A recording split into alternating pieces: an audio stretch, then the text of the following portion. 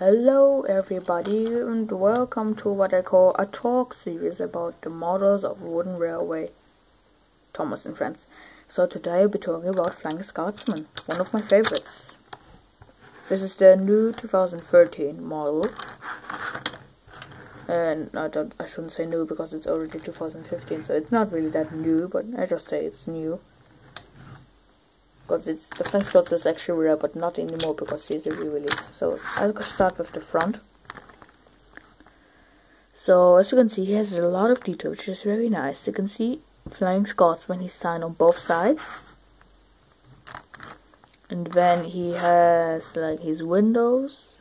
He actually doesn't have that big of a resemblance of Gordon. I have the 2002 model of Gordon. There isn't that much difference. So he has quite some detail. I don't know how to call these. I just call them wheel arches or something. I don't. Please tell me someone. And here's a dome and his yellow stripes. I don't own the 1999 or 98. I think the original model of him was released. I don't know. I don't own that one because I decided I don't want to spend that much money. But even this model was quite expensive because I bought it of online. It's quite expensive. I'm not gonna say how much. So yeah, so he has his stripes, his boiler, his window, and he has these plastic bogies which are just, I don't really like them because you can't really take tight turns, just probably because of the, sorry about that, you can't take tight turns, but probably because of the wheels are so big. Yeah, that's why one grab against me, because you can't take that much tight turns because they're locked. Sorry for the camera fall, just yeah, but also there's that one thing which is a bit weird. If I can get it in focus. I don't know if it's focused. It doesn't really look in focus that much to me. But oh well.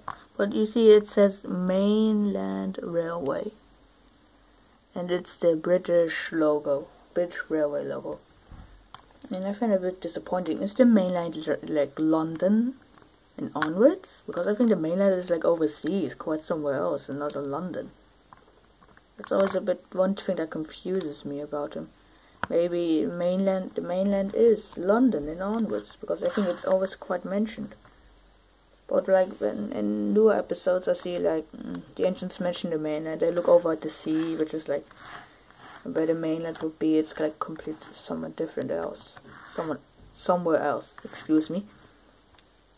But yeah, the original model, of course, had less detail. It had no stripes, not these wheel things, crank. I don't know.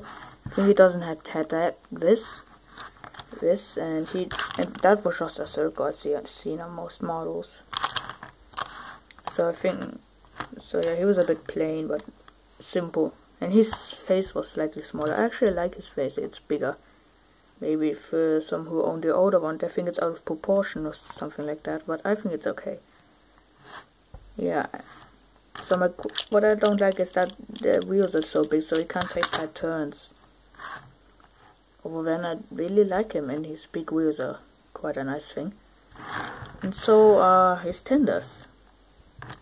In the TV series, you always saw his tenders, but I think you can see the lettering. The colors are a bit darker from the original, and the lettering is much thicker, which is nice. The cold tender and his water tanker. I don't know why it's called a tanker. It should be called water tanker, but it's called a tanker. Also sounds better. The other side is not really that much different. Yeah, I don't know if you have noticed that, but yeah, the middle wheels on the tender are quite loose. Like if I shook it, it moves a bit more than the others. It's quite loose than the others. The others are quite tight, but the middle wheels are loose. Don't know if it's on this one.